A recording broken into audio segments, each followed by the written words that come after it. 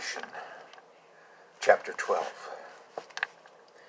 Now a great sign appeared in heaven, a woman clothed with the sun, with the moon under her feet, and on her head a garland of 12 stars. Then being with child, she cried out in labor and pain to give birth. And another sign appeared in heaven. Behold, a great fiery dragon, having 7 heads and 10 horns and 7 diadems on his heads.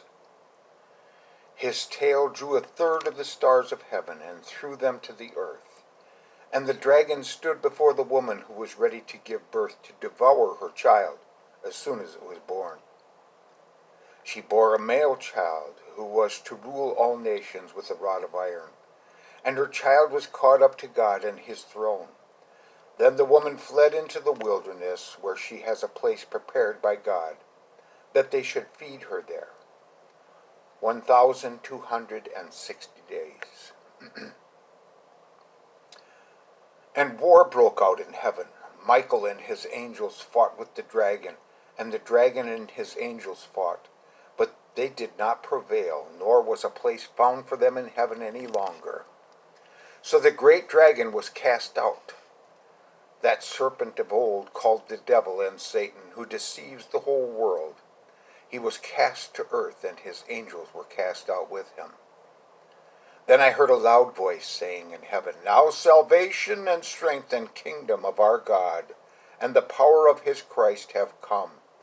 For the accuser of our brethren, who accused them before our God day and night, has been cast down. And they overcame him by the blood of the Lamb and by the word of their testimony. And they did not love their lives to the death. Therefore rejoice, O heavens, and you who dwell in them. Woe to the inhabitants of the earth and the sea.